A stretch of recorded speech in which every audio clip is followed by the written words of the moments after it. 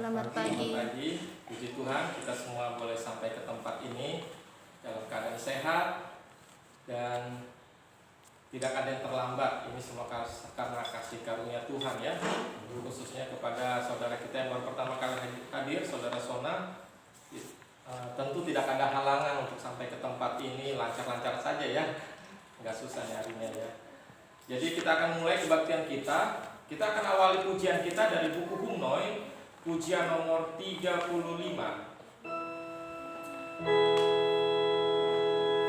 Allah Bapa kami puji.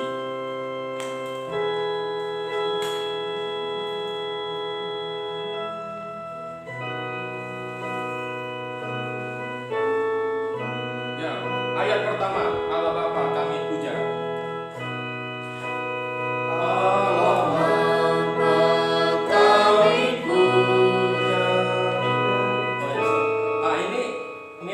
Lagu Allah Bapa kami puji tangan. Allah Bapa kami puja dan muliakan nama-Mu dalam Kristus firman Allah, kami anak-anak-Mu. Allah Bapa kami puja dalam pujian lagu. Allah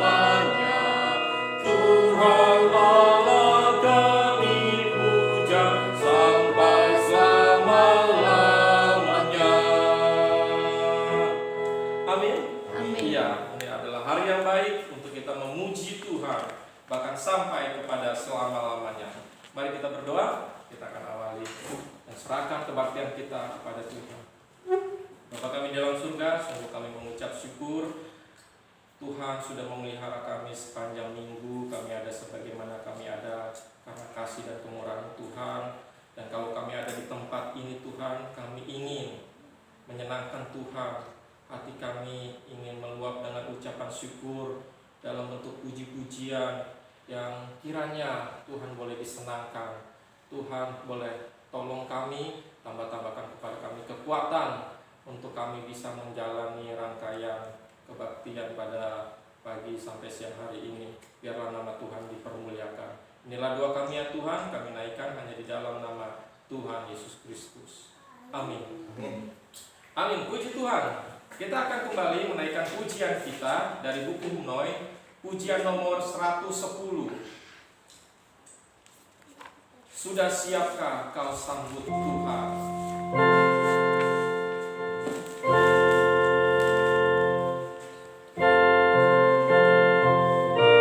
Tuhan akan segera datang.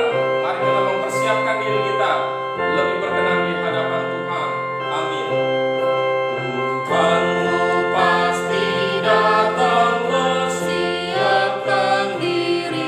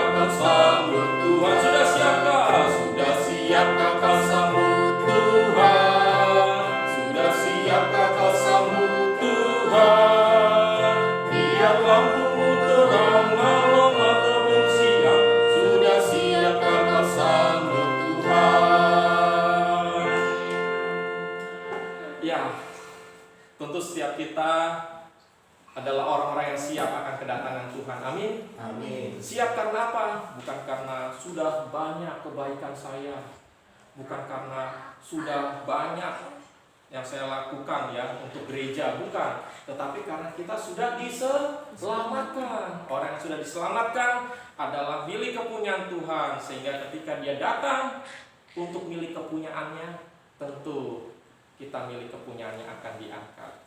Kita akan terus memuji Tuhan. Pujian nomor 192. Hanya oleh darah Yesus. Oh, satu pujian yang indah.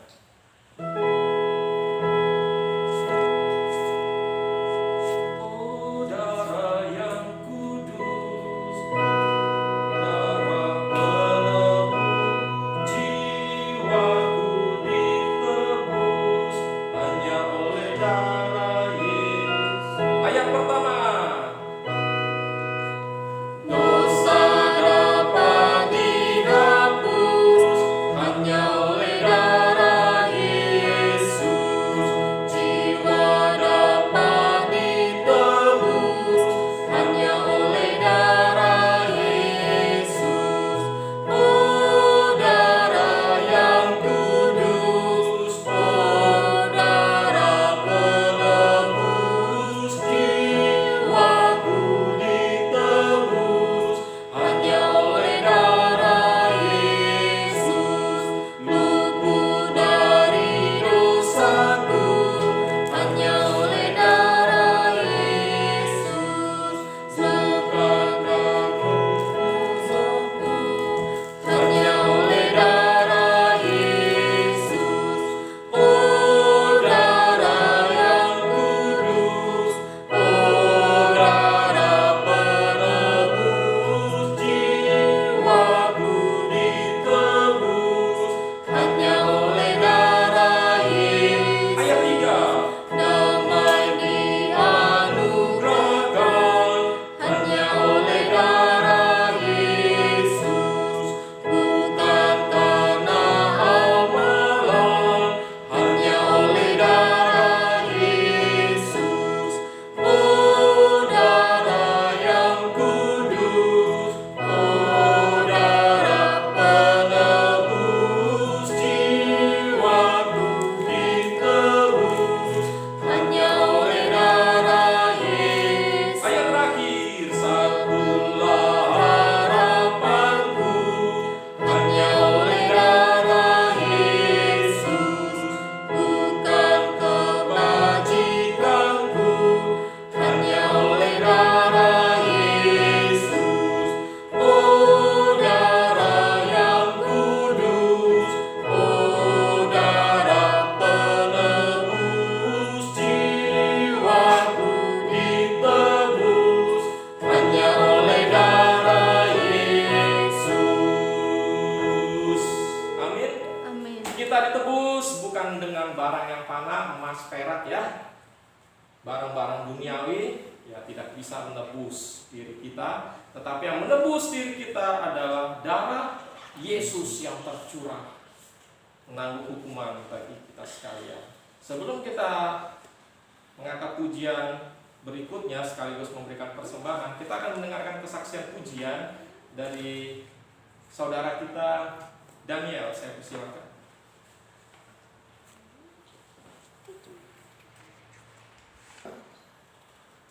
Di mana di sini di umroh kita di nomor 4. Maha besar roh Tuhanku.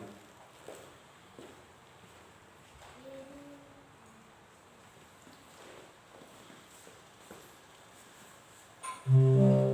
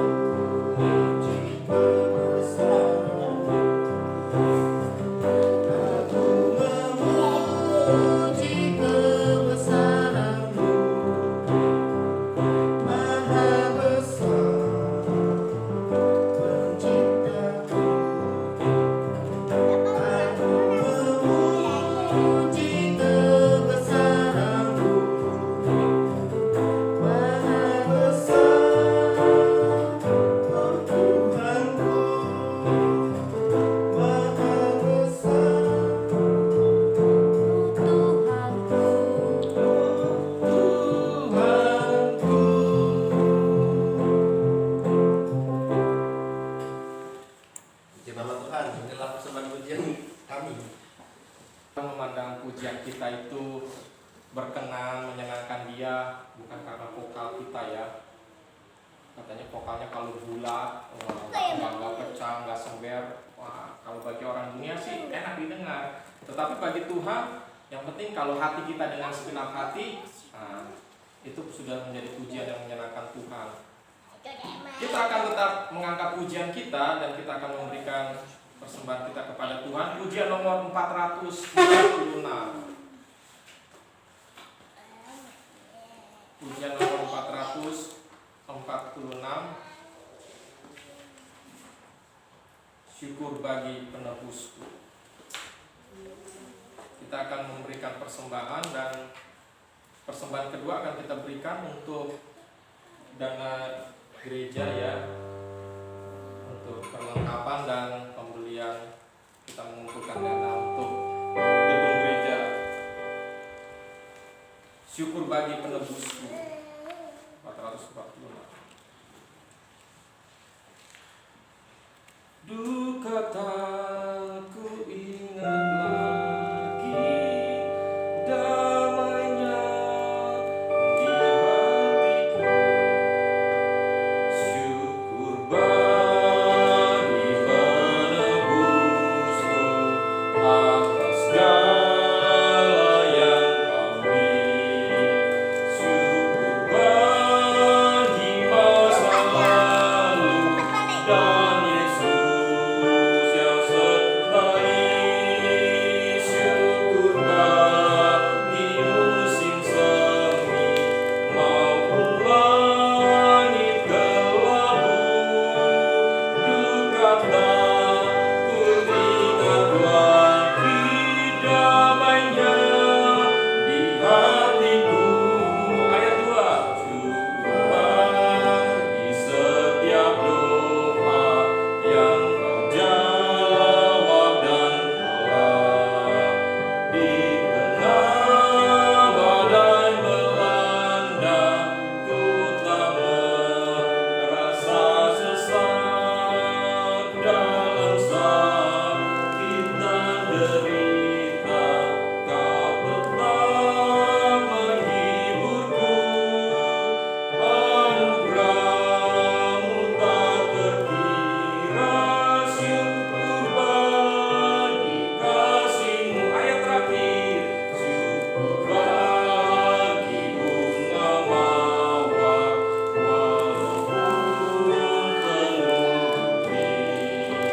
Syukur anugerah besar, pengharapan abadi.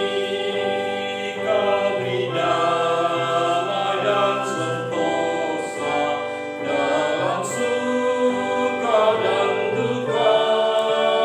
Esok hari penuh asa sampai selama-lamanya. Amin. Ya, kita bersyukur untuk penebus kita. Dia bukan hanya memberikan keselamatan, surga yang kekal, tetapi Dialah yang memelihara kita hari demi hari. Kita akan berdoa untuk persembahan yang sudah kita berikan. Kiranya Tuhan yang boleh memberkati kita sekalian. Saya minta saudara Daniel berdoa. Mari kita bersatu dalam doa. Bapa kami yang di surga, kami kembali datang Tuhan kepadamu mengucap syukur untuk pagi hari ini, di mana kami telah memuji, memuliakan nama Tuhan, dan kami juga sudah memberikan persembahan yang terbaik. Biarlah kiranya Tuhan persembahan ini dapat dipergunakan untuk pelayanan pekerjaan tempat perjalanan Bapa. Kami serahkan acara kebaktian kami ini hanya di dalam nama Tuhan Yesus Kristus. Amin. Amin. Puji Tuhan. Dengan berkati persembahan setiap anak-anaknya, kita angkat pujian 327. Setelah itu kita akan membacakan, kita akan merenungkan kebenaran firman Tuhan. 327.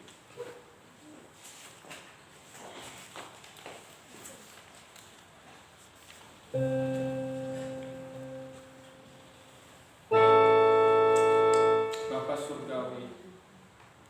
Benar ya, 327 ya? Bapa surgawi memeliharaku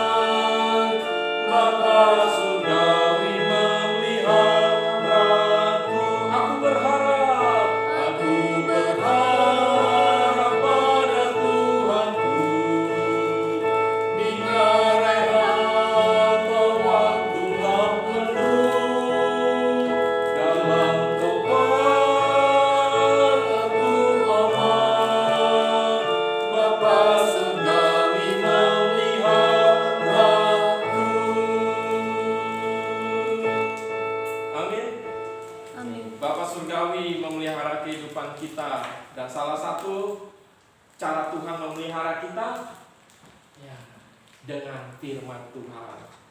Firman Tuhan yang akan menuntun kita kepada segala kebenaran dan menghindarkan kita daripada segala ya persoalan, daripada segala jebakan ya ranjau daripada si iblis.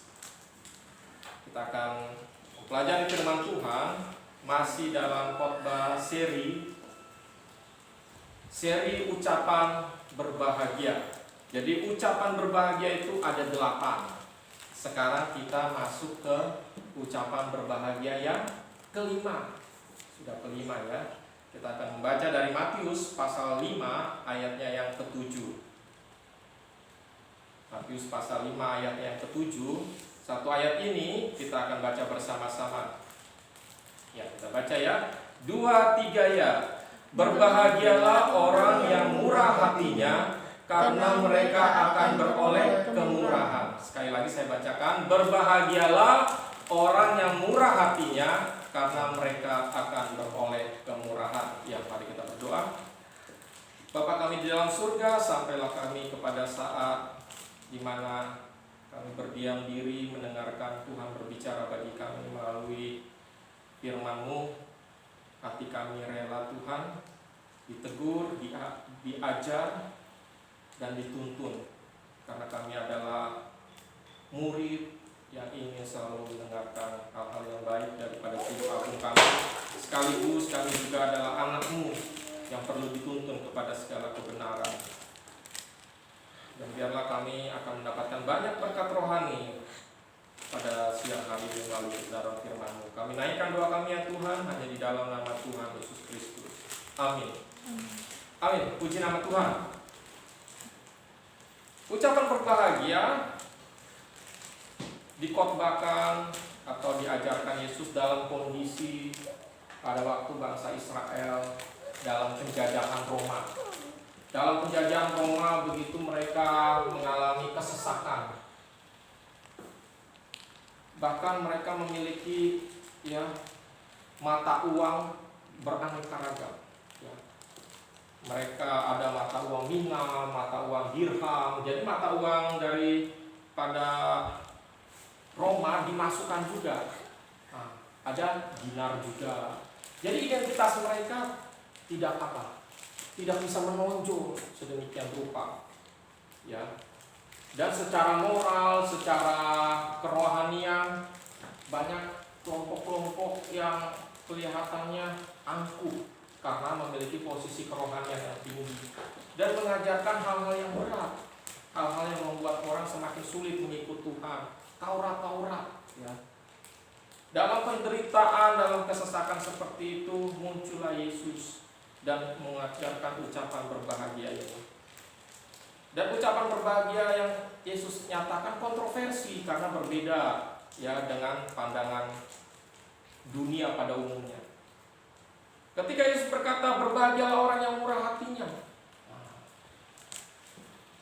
Murah hati. Biasa orang yang murah hati dia akan keluar uang. Dia akan keluar sesuatu, ada pengorbanan. Ya. Kalau keluar artinya berkurang kan? Nah, itu kalkulasi akuntansi ya atau matematika. Kalau matematika kita belajar penjumlahan, pengurangan. Nah, kalau ini orang senang nih. Ini multiplikasi. Ditambah, dikali. Contohnya, kamu akan diberkati 30 kali lipat. Nah, ini kali orang suka. Tambah juga kan artinya apa? Tambah banyak. Tapi kalau pengurangan berkurang. Dalam ilmu akuntansi ini apa? Didebit. Tulisannya debit, dibaca debit. Punya kartu debit ya. Kalau kita gesek, rekening kita apa? Berkurang. Nah, Yesus mengajarkan orang yang murah hati itu orang yang berbahagia. Tetapi bagi orang dunia, loh, kita murah hati. Kalau murah hati kurang, sedangkan untuk diri saya sendiri tidak cukup. Banyak orang akhirnya berkata, oh saya mau hemat, tapi karena dia tidak bisa lagi memberikan batasan antara hemat ya dengan tidak bisa memberi diri untuk memberi, akhirnya hemat jadi pelit. Jadi konsep murah hati yang diajarkan Yesus bertentangan. Orang katanya kalau memberi tidak akan kaya. Nah, benar apa salah? Kata orang dunia, kalau memberi nggak akan bisa kaya. Kamu kalau banyak memberi, ya, murah hati, kamu tidak bijaksana. Di masa orang susah dapat pekerjaan, ya, ngelamar sana sini nggak dapat pekerjaan, orang lagi kesulitan, diajar untuk murah hati. Wah, kamu nggak bijaksana katanya, simpan buat diri kamu sendiri. Nah, tapi Yesus mengajarkan, dan inilah yang harus kita harus praktekkan.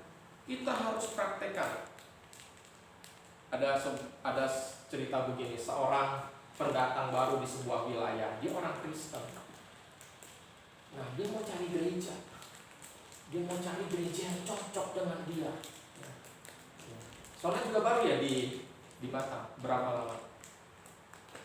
Seminggu. Cari-cari gereja juga. Ya, saya tanya, mau cari gereja di Nagoya? Belum tahu. Soalnya kan cari gereja, dapat informasi gereja di sini, ya, di Batam Center. Nah, pendatang baru ini juga, dia orang Kristen cari gereja. Nah, dia tanya-tanya sama tetangganya, gereja yang cocok, gereja yang bagus yang seperti apa? Ada tetangganya bilang, ini gereja A, lagunya, musiknya mantap di gereja itu. Wah, berarti full band, bukan single keyboard, full band. Ya, penyanyinya suaranya bagus. Wah, mungkin lebih bagus dari kita ya. Iya. Terus dia tanya lagi ke tetangganya, wah, ini gereja B, gedung gerejanya bagus, AC-nya, kursinya empuk, wah enak. Nah, di situ dia masih belum cocok.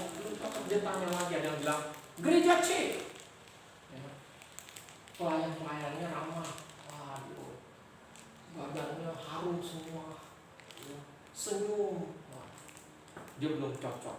Gereja D, khotbahnya bagus, semangat kan khotbah, ada lucu-lucunya, khotbahnya bagus.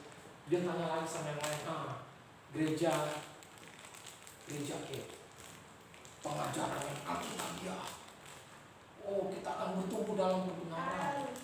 Dia belum cocok. Loh, terakhir gereja F, ada yang bilang, gereja ini persepuluhannya hanya 5%. Wah, saya cocok dengan gereja.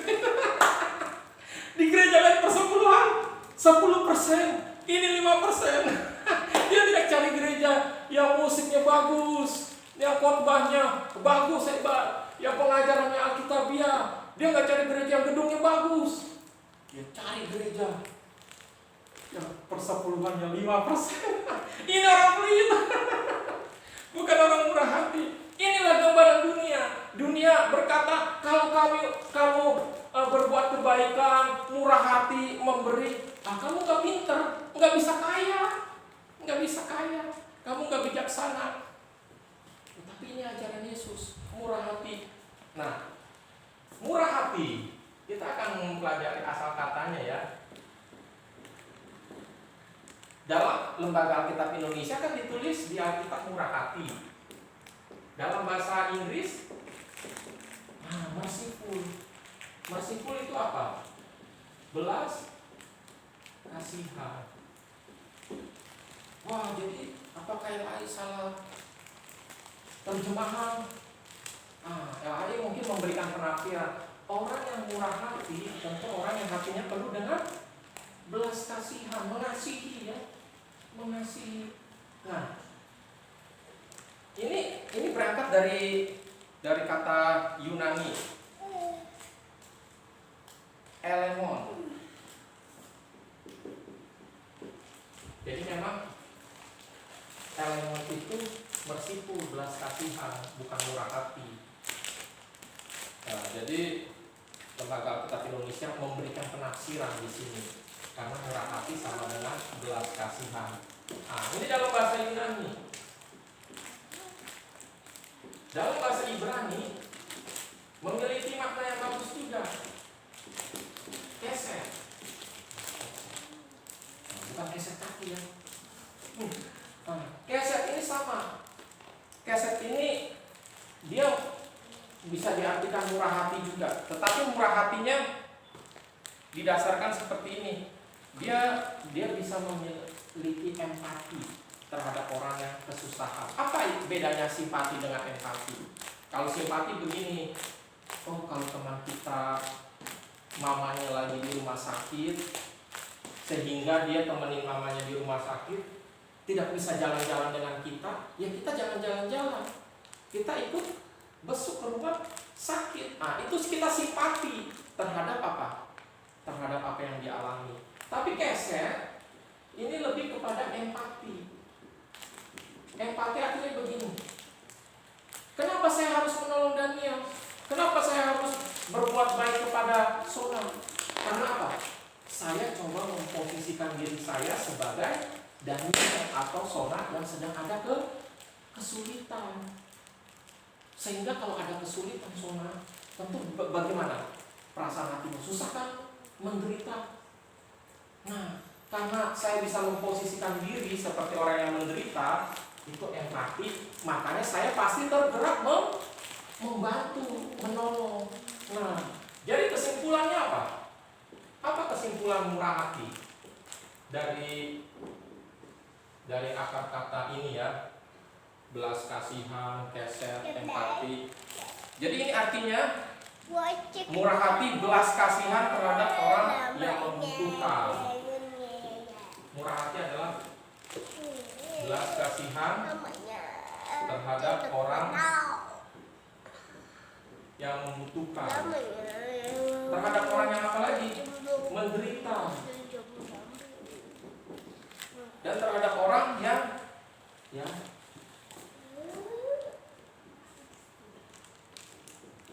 memerlukan pertolongan. Ini pengertiannya sama ya. Orang yang memerlukan pertolongan, orang yang menderita, nah, orang yang berkekurangan. Jadi ketika Yesus berkata, berbahagialah orang yang murah hati, artinya berbahagialah orang yang punya belas kasihan kepada orang yang menderita, orang yang membutuhkan, orang yang memerlukan pertolongan, dan orang yang kekurangan. Ada orang diberi nama sama orang tuanya Dermawan. Pernah dengar? Istri saya punya teman namanya Dermawan siapa? Dermawan Duru. Apa? Duru. Duru orangnya Dermawan.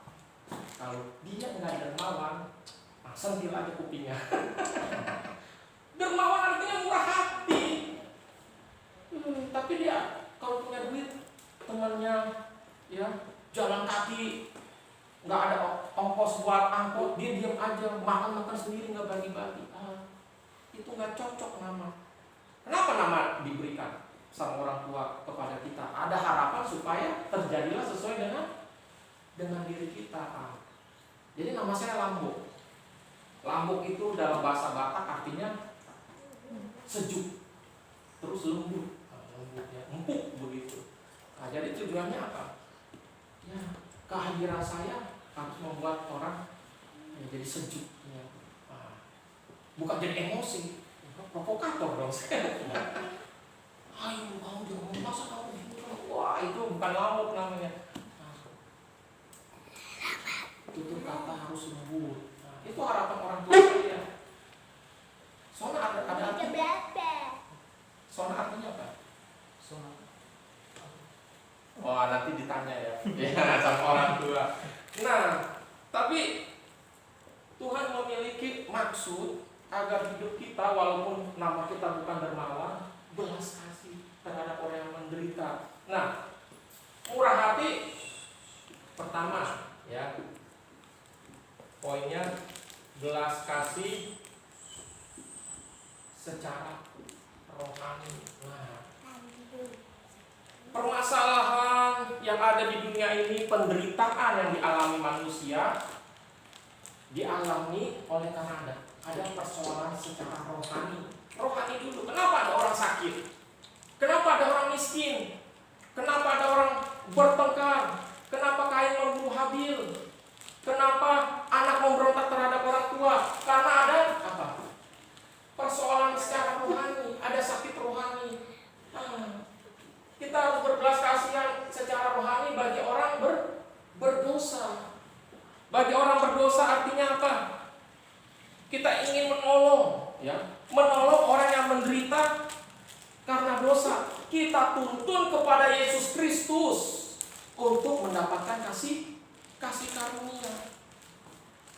Oh, Pak Lampu, kenapa tidak menekan secara uang, materi, jasmani? Loh. Orang kita kasih bantuan sembako, ya. Kita kasih beasiswa, tapi kalau rohaninya nggak benar, di luar Tuhan, yang jahat tetap jahat. Bahkan di akhir zaman ini, ya, yang jahat akan semakin jahat. Jadi akar persoalannya apa? Rohaninya dulu. Orang jahat, orang yang maaf kata brengsek hidupnya, kita harus punya belas kasihan. Bisa gak? Apa kita benci pada saudara kita yang tipu-tipu kita terus? Oh, benci, nggak mau ketemu, biar masuk neraka, saya masuk surga, saya akan tahu kebenaran. Tuhan berkata berbahagialah, ya. Berbahagialah atau dalam bahasa Yunani makarios, itu artinya diberkati. Mau berkat gak? Kalau mau berkat, salah satu caranya harus apa? Punya belas kasihan terhadap orang berdosa. Karena orang berdosa itu tidak kenal kebenaran, sehingga apa? Dia tidak bisa melakukan yang baik. Dia buta terhadap perkara-perkara rohani, sehingga ya punya sakit rohani, hidupnya menderita. Hidupnya selalu menderita. Dan penderitaan kekal bagi orang berdosa adalah di neraka. Jadi mari kita memiliki rasa iba terhadap orang berdosa, terhadap orang bebal yang udah dikasih nasihat, tapi kok mengeraskan hati. Terus kita beritakan kebenaran. Dosa membuat orang terpisah dari Allah, ya. Karena Allah kudus. Kudus berasal dari bahasa Ibrani, kados. Bahasa Yunaninya apa? Hagios. Kados dan hagios artinya begini. Kudus artinya begini. Terpisah dari dosa. Harus terpisah.